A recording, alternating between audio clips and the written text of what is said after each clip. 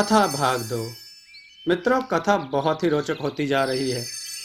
चलिए कथा को आगे बढ़ाते हैं और कथा को गौर से सुनिएगा। कुछ ही देर में वे समुद्र को पार कर चुके थे और मगरमच्छ गहरे पानी से जमीन की तरफ बढ़ रहा था। इस तरह सबसे कठिन लगने वाली इस यात्रा में एक एक करके इस तरह सातों समुद्र पार करने के बाद वे लोग उस टापू पर जाकर उतर गए थे जिस पर जादूगर ने अपना किला बना रखा था। मगरमच्छ की पीठ से टापू की जमीन पर उतरते राजू को देख परी राजू के पास आई और उसके हाथ जोड़ बोली कि यहाँ तक तो आपको लाने में मैंने सहयोग दे दिया है, क्योंकि यहाँ तक मेरा जादू चलता था। अब जादूगर के इस पूरे टापू पर हमारा कोई जादू नहीं चलता, इसलिए अब आगे के जंगल और मैदान की यात्रा आपको सोच विचार कर मेरी सहायता के बिना अपने हिसाब से करना होगी। मैं सिर्फ इतनी मदद कर सकती हूँ कि आप मेरा यह परिदंड ले जाइए। जब आप इस परिदंड को अपने हाथ में लेकर मुंह के सामने करके कहोगे कि आग पैदा हो, तो आग पैदा हो जाएगी, और जब आप कहेंगे कि पानी बरसने लगे, तो तुरंत ही पानी बरसने लगेगा। आप जब वापस लौटोगे तो मैं आपको समुद्र के इसी तट पर मिलूंगी। आपकी यात्रा शुभ हो। राजू ने टापू पर चढ़ने से पहले अपने मित्रों को बुलाकर कहा, मैं अकेला ही घोड़े पर बैठकर जादूगर की तलाश में निकलूंगा। उसने शेर से कहा कि तुम मेरे दाएं बाएं तरफ की झाड़ी में छिपकर चलोगे और जब जरूरत होगी तुम मेरे पास आकर प्रकट होकर सहायता करोगे। फिर उसने बाज से कहा कि बाज, तुम आसमान में उड़ते रहोगे और चारों ओर का नज़ारा देखते हुए मेरी मदद करोगे। फिर वह मगरमच्छ से बोला कि तुम तब तक इसी जगह रुककर मेरा इंतजार समुद्र तट पर करोगे। घोड़े के कंधों को थपथपाकर वह घोड़े पर सवार हुआ। राजू टापू पर घोड़े को आगे बढ़ाया तो देखा कि कुछ दूर तक रेत और खाली मैदान है। इसके बाद सामने बहुत घना जंगल खड़ा है। मैदान पार करके घोड़े ने यहाँ वहाँ बहुत चक्कर लगाए, लेकिन मैदान से जंगल के भीतर जाने के लिए कोई रास्ता तक नहीं दिख रहा था। राजू ने बाज को इशारा किया तो बाज ने आसमान में एक कुलांच भरी और चारों ओर की हालत देखकर वह नीचे आया तथा उसने राजू को अपने पीछे आने का इशारा किया। बाज दाएं हाथ की तरफ बढ़ रहा था। राजू ने उसके बताए अनुसार समुद्र किनारे किनारे 200 कदम चलने पर पाया कि घने पेड़ों की कतारों में से एक जगह कुछ खुला सा भाग दिख रहा है। पास जाने पर उसने पाया कि यहीं जंगल में जाने का रास्ता था। राजू का घोड़ा उस रास्ते से आगे बढ़ा। वे लोग जंगल में प्रवेश करके 200 कदम ही चले थे कि अचानक जंगल चीख पुकार से गूंज उठा। सहसा चारों ओर से बहुत से लोगों के रोने की आवाज आने लगी। घोड़े को रोककर राजू ने ध्यान से देखा कि जंगल के सब पेड़ों में से पानी सा बह रहा है और हर पेड़ में से ही रोने की आवाज आ रही है। राजू ने याद किया कि गुरुकुल में पढ़ते वक्त गुरु से ऐसे पेड़ों के बारे में सुना था जो हवा की आवाज को अपने पत्तों में मिलाकर ऐसी आवाज निकालते हैं कि दूसरों को लगता है कि कोई बहुत दुखी स्वर में रो रहा है। गुरु की याद आने से राजू को उस समय ना तो डर लगा, ना ही उसने अपनी यात्रा रोकी। घोड़े के कंधों पर उसने हल्की सी थपकी लगाई तो घोड़ा आगे बढ़ चला।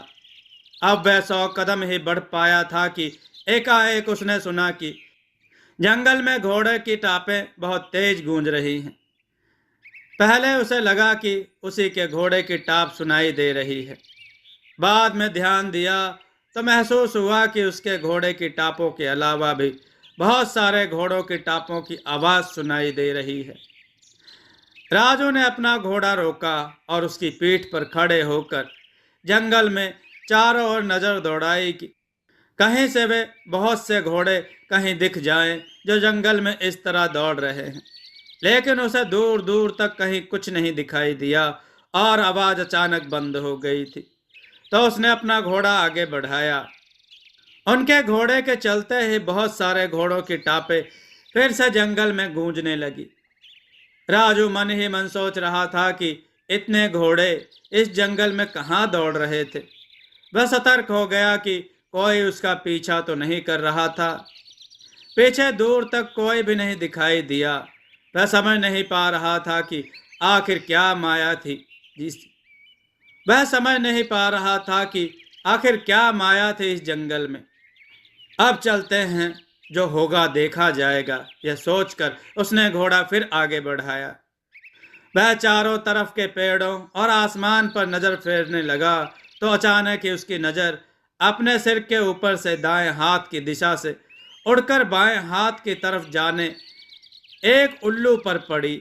तो वह चौंका, क्योंकि उस उल्लू के मुंह से ही घोड़ों के टापों की आवाज गूंज रही थी। अरे बाप रे! राजू ने एक लंबी सांस ली और मुस्कुरा उठा। उसको गुरुकुल में बताई एक दूसरी बात याद आई कि जंगल में रहने वाले उल्लुओं में भी तोतों की तरह आसपास से आने वाली आवाजों की नकल करने का गुण होता है। राजू समझ गया कि आवाज आने की घटना उल्लुओं की करामात थी। रहस्य जानकर राहत की सांस ली राजू ने। जंगल के इस रास्ते से आगे जाकर एक चौराहा सा था, जहां से चारों ओर चार रास्ते गए थे। जाने किस रास्ते से होकर जादूगर जांकाल का किला बनाया गया है। राजू ने 2 पल रुककर सोचा। सहसा उसे सूझा कि इस जंगल से होकर कोई सीधा ही किले तक पहुंच जाए। इसके लिए रास्ते में भी भरम और भूल भुलैया पैदा की गई होगी। अब उसने सामने के तीनों रास्तों पर नजर मारी। बायां रास्ता दूर तक जाता हुआ दिखाई दिया और दाईं तरफ का भी, जबकि सामने वाले रास्ते पर आगे धुआं सा जमा हुआ था और आगे का कुछ भी दिखाई नहीं दे रहा था। राजू को लगा जरूर इसी रास्ते पर महल होगा। उसने सामने की ओर घोड़ा बढ़ा दिया। धुएं जैसा भ्रम जो चौराहे से दिख रहा था, वह धुआं अपनी जगह रुका हुआ था। ना तोड़कर आसमान में जा रहा था, ना ही राजू के पास आ रहा था, बल्कि वह लगातार आगे खिसकता जा रहा था। आगे बढ़ने पर और ज्यादा गाढ़ा धुआं दिखने लग गया था। अभी वह 200 कदम ही आगे बढ़ा था कि उसके घोड़े के पांव थक गए। राजू ने घोड़े के रुकने का कारण जानने के लिए रास्ते पर आगे नजरें गड़ाई तो डर की वजह से उसे पसीना आ गया। उसके सारे बदन में एक बार भय की लकीर सी फैल गई। सामने 25-30 खूंखार भेड़िए रास्ता रोके खड़े हुए अपनी लंबी जीभ लपलपा रहे थे। राजू ने सोचा कि बस अब गई जान, दोनों ही मारे जाएंगे। भेड़ियों के लिए तो आदमी और घोड़ा एक ही तरह की मिठाई के समान जायकेदार खाना होता है। अगर भेड़िए उन दोनों पर टूट पड़े तो घोड़ा समेत राजू को चट कर जाएंगे। राजू ने एक पल सोचा कि अपनी चमत्कारी तलवार निकालने के लिए बोले, आओ किलकारी। फिर वह रुक गया और उसे यकायक याद आया कि जंगली जानवरों से लड़ने के लिए जंगल के राजा अपने साथी शेर को याद किया जाए। यह सोच उसने अपने दाएं बाएं और पीछे की तरफ देखा तो पाया कि पास के एक पेड़ के पीछे दोस्त शेर खड़ा हुआ है। राजू ने शेर को इशारा किया कि सामने भेड़ियों का झुंड है, टूट पड़ो। तुरंत ही शेर ने एक दहाड़ मारी और उछलकर बाहर आ गया। राजू के पास से होता हुआ वह आगे बढ़ा और उसने खतरनाक आवाज में दहाड़ते हुए भेड़ियों की तरफ छलांग लगा दी। सहसा एक खूंखार शेर को सामने देख भेड़ियों में तो डर के मारे चीख पुकार मच गई। भेड़ियों के झुंड में कई तो ऐसे ही डर के मर गए और बहुत सारे भेड़िए सर पर पांव रखकर ऐसे भागे कि यहाँ जा और वहां जा। दूर दूर तक भेड़ियों का पता ही नहीं था। राजू प्रसन्न होते हुए आगे बढ़ा। एक बार फिर चौराहा सामने था। अब की बार एक रास्ते में तो दूर दूर तक सूना रास्ता और दूसरी तरफ जंगल दिख रहा था, लेकिन 2 रास्ते पर धुंध छाई थी। जो रास्ता दूर तक दिख रहा था, राजू ने वही रास्ता अपनाया। उसने अपना घोड़ा उधर ही दौड़ा दिया। चलते हुए घंटा भर हुआ होगा कि घोड़ा फिर रुक गया। राजू ने फिर कारण जानने का प्रयास किया तो उसे फिर से पसीना आ गया। सामने एक काला और खतरनाक, बहुत लंबा मोटा सांप पूरे रास्ते पर लेटा सामने की ओर फन फैलाए बैठा था। राजू को बार बार तलवार याद आ जाती थी।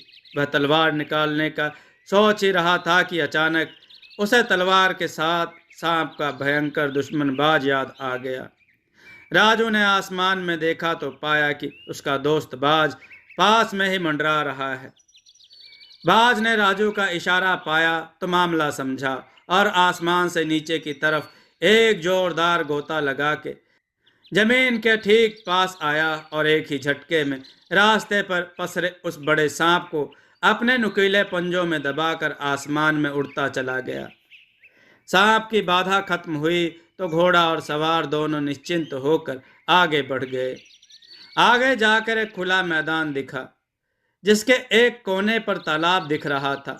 चारों ओर दीवार सी खड़ी थी। राजू ने चारों ओर घूम कर देखा तो ऐसा लगा कि वह दीवार लगातार हरकत में आ रही है और फैलती जा रही है।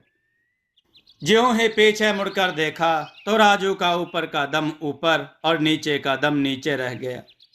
दीवार चारों ओर फैलती ही पीछे से आ रहे रास्ते को भी बंद कर चुकी थी। अब वह राजू दीवार के घेरे में था। राजू के पास न आने का रास्ता था न जाने का। राजू ने आधा घड़ी विचार किया, फिर घोड़े को इशारा किया और उसे तालाब की ओर, सामने तालाब था, वहां खड़े होकर साफ साफ तालाब के उस पार रास्ता दिखाई दे रहा था। राजू के इशारे पर उसका घोड़ा सीधा तालाब में छलांग लगा गया और पानी में तैरने लगा।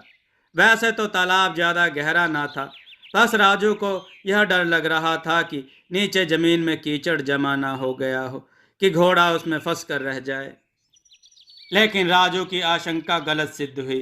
पानी में तैरता हुआ घोड़ा तालाब के उस पार जा पहुंचा और उछलकर जमीन पर खड़ा हुआ, फिर सामने दिख रहे रास्ते पर आगे बढ़ गया था।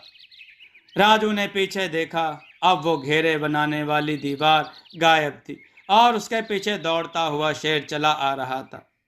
अब जंगल फिर शुरू हो गया था, जो पहले की तुलना में ज्यादा घना था। वे जिस रास्ते पर बढ़ रहे थे वह रास्ता बहुत छोटा था, यानी कि पेड़ों के बीच खाली जगह पर बहुत छोटी सी पगडंडी थी। घोड़ा भी आहिस्ता आहिस्ता कदम रखता जा रहा था। यकायक घोड़ा फिर रुक गया। राजू ने सतर्क हो चारों ओर नजर फेरी। उसे कुछ नहीं दिख रहा था। तो उसने जमीन पर निगाह गड़ाई। ध्यान से देखने पर पता चला कि रास्ते की जमीन अब ठोस नहीं रह गई थी, बल्कि आगे खूब सारा कीचड़ जमा था। आगे चलेंगे तो घोड़े का चलना भी दुश्वार हो जाएगा। यह सोचते हुए राजू ने विचार किया कि वापस लौटकर जंगल में से दूसरा रास्ता देखेंगे। उसने पीछे मुड़कर देखा तो वह हैरान था कि पीछे का रास्ता भी गायब था। उसे कोई रास्ता नहीं दिख रहा था। पेड़ों की घनी कतार में से वह पगडंडी भी दिख रही थी जहां से वे आगे बढ़े थे। सहसा उसे विचार आया कि क्यों ना बाज के पंजे पकड़कर वह आसमान के रास्ते से जादूगर के किले की तलाश करे। वह घोड़े से उतरा। राजू को आगे का कोई उपाय समझ में नहीं आ रहा था कि सहसा उसे अपने साथी शेर की दहाड़ सुनाई दी। मुड़कर देखा तो देखा कि कुछ पीछे ही एक पेड़ के पीछे खड़ा हुआ शेर उसे ही बुला रहा था। राजू सतर्कता से चलता हुआ शेर के पास पहुंचा। शेर ने अपना पंजा उठाकर एक तरफ इशारा किया तो राजू ने देखा कि पेड़ के पास से ही सामने की जमीन में जाता हुआ एक रास्ता दिख रहा था। हाँ, वह एक खूब बड़ी गुफा थी सामने, जिसमें बाकायदा सीढ़ियां दिख रही थी। राजू ने आव देखा ना ताव अपने घोड़े को इशारा किया और आगे आगे वह पीछे पीछे घोड़ा और शेर उस गुफा की सीढ़ियां उतरते चले गए। आसमान में उड़ते बाज ने भी एक झपट्टा मारा और वह राजू के कंधे पर आकर बैठ गया था। सीढ़ियां बहुत संख्या में थी और अचरज तो यह था कि ज्यों ज्यों नीचे उतरते जा रहे थे, ना तो हवा में कोई दुर्गंध थी, ना ही उजाले में कोई कमी आई थी। कुछ देर बाद सामने खूब सारी रोशनी दिखी तो वह दौड़कर उधर ही पहुंचा। राजू फिर चकित था। क्या रहस्यमय जंगल था। जहां रोशनी थी वहां गुफा का बाहर को खुलता एक दरवाजा था, जिसके पार एक खूब चौड़ा मैदान था, जिसके चारों ओर खूब ऊंचे पहाड़ दिख रहे थे। राजू सोच रहा था कि वे लोग अभी एक जंगल की सीढ़ियां उतरकर वे यहाँ तक आए थे तो किसी गुफा का अंधेरा मिलना था, लेकिन यहाँ तो बहुत उजालेदार माहौल था। खैर, हरे भरी घाटियां और मस्त मौसम देखकर राजू ने जमीन पर बैठना उचित समझा। उसके कहे बिना ही बाज ने आसमान में कुलांच लगा दी और चारों ओर का जायजा लेने लगा। जमीन पर बैठे हुए राजू ने पहाड़ों पर नजर फेंकी तो उसे अजीब सा लगा कि चारों ओर के पहाड़ रंग बिरंगे थे। हर पहाड़ अलग अलग रंग का था। कोई लाल तो कोई पीला, कोई सफेद तो कोई स्याह काले रंग का था। ध्यान से देखने पर पता लगा कि लाल पहाड़ में भी ठीक वैसी ही सुरंग दिख रही है जिससे होकर वे अभी यहाँ तक पहुंचे थे। राजू की थकान दूर हो गई। उसने उठकर घोड़े की रास थामी और उस पहाड़ की ओर चल पड़ा। पहाड़ में जिस जगह सुरंग बनी थी उसके दरवाजे से राजू ने अपने घोड़े, शेर और बाज के प्रवेश करवा दिया। पहाड़ में बने दरवाजे से अंदर जाने पर ऊपर उठती हुई सीढ़ियां नजर आ रही थी। राजू बेहिचक सीढ़ियां चढ़ता चला गया। जब सीढ़ियां खत्म हुई थी वहां एक दरवाजा दिख रहा था। दरवाजा पार करके राजू बाहर आया तो फिर अचरज में था। अब वह फिर से एक दूसरे पहाड़ की तलहटी में थे और उसके चारों ओर ऐसे ही रंगीन पहाड़ दिख रहे थे। दूर दूर तक ऐसे ही पहाड़ दिख रहे थे। वह समझ ही नहीं पा रहा था कि क्या करे, कहाँ जाए। कि जादूगर जांकाल का किला दिखाई दे कि अचानक वह चौंक सा गया।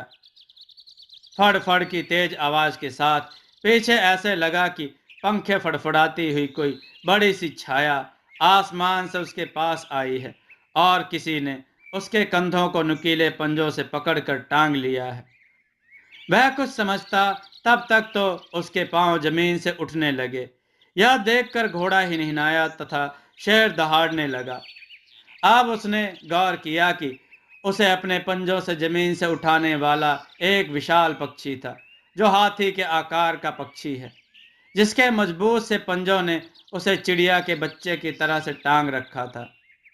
राजू को विचार आया कि अब वह तलवार का स्मरण कर लेता है और इस पक्षी के पांव काट कर मुक्त हो जाता है। खुद ही उसने यह विचार छोड़ दिया, क्योंकि उसने देखा कि काफी पीछे उसका बाज उड़ता चला आ रहा था, जिसने कि शेर को अपने पंजों में टांग रखा था। चला उसके साथी अब साथ में है।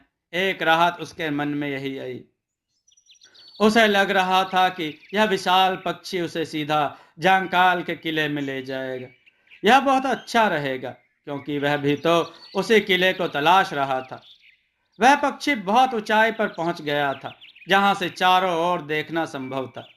राजू ने चारों ओर नजरें पसारी तो उसे दूर एक पुराना सा किला नजर आया, जहां हल्का सा धुआं था और जिसे ठीक पास सफेद रंग का पहाड़ खड़ा था।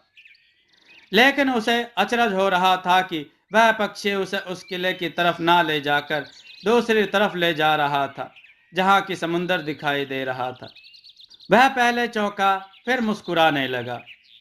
राजू समझ गया कि उसका नुकसान नहीं किया जा रहा, बल्कि किले से दूर रखने के लिए ही उसे उठाकर वापस पहुंचाया जा रहा है।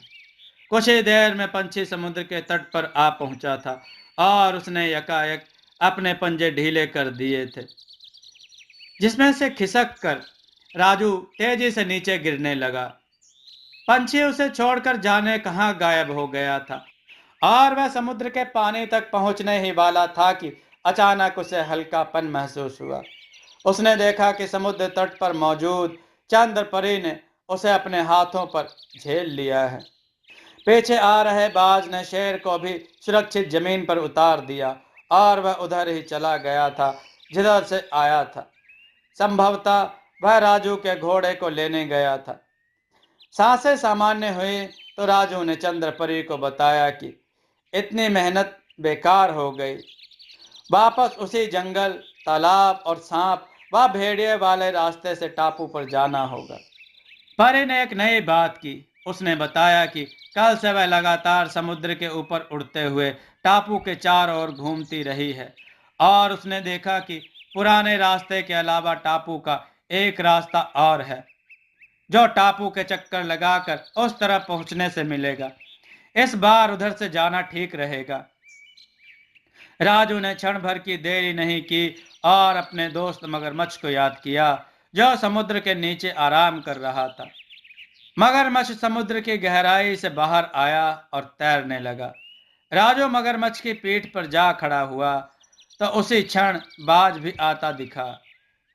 राजू ने क्षण भर की देरी नहीं की और अपने दोस्त मगरमच्छ को याद किया जो समुद्र के नीचे आराम कर रहा था।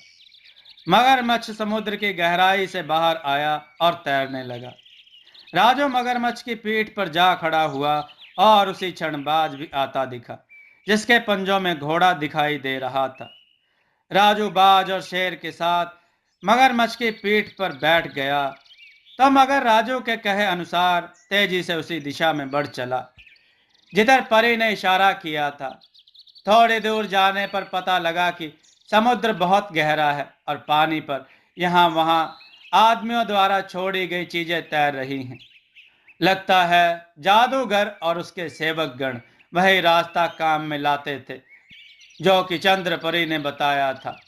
उस तरफ टापू का आधा चक्कर लगाने पर राजू ने देखा कि समुद्र तट के ठीक पास की धरती पर एक बड़ा सा दरवाजा बना हुआ था जिसमें से उस पार एक सीधा रास्ता हरे भरे उद्यान में से होता हुआ भीतर जाता दिख रहा था।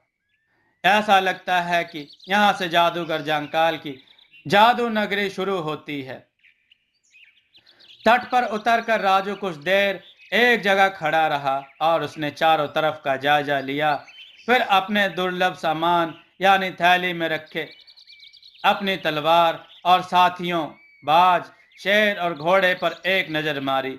फिर बाज को इशारा कर कहा वह देखे कि इस दरवाजे के आसपास कोई रखवाला तो नहीं खड़ा है। बाज ने आसमान में एक उड़ान भरकर देखा तो पता लगा कि पूरे रास्ते पर कोई रखवाला नहीं दिख रहा था। फिर भी राजू ने सोचा कि बिना किसी जांच पड़ताल के यूं खाली पड़े दरवाजे से प्रवेश करना ठीक नहीं होगा। राजू को एक तरीका सूझा। उसने समुद्र तट पर वापस आकर समुद्र के पानी में से एक मछली पकड़ी और हाथ में लेकर बहुत सावधानी से दूर खड़े होकर दरवाजे के भीतर फेंकी। वह चौंक गया। खुले दरवाजे से किसी अजनबी के भीतर आने का नतीजा सामने आ गया था। दरवाजे के भीतर पहुंचने पर वह मछली धू धू करके जल उठी थी। मित्रों, कथा बहुत ही रोचक होती जा रही है। देववाणी चैनल को सब्सक्राइब करके देववाणी चैनल के साथ बने रहें और आगे की कथा सुनने के लिए कमेंट जरूर करें। दोस्तों, आपको यह कथा कैसी लगी अपने विचार और सुझाव कमेंट में जरूर दें। हमारी कथाओं को लाइक करें, हमारे चैनल को सब्सक्राइब करना न भूलें। हमारी कथाओं को शेयर जरूर करें जिससे लोगों को अच्छा ज्ञान प्राप्त हो। जय श्री राम भक्तों।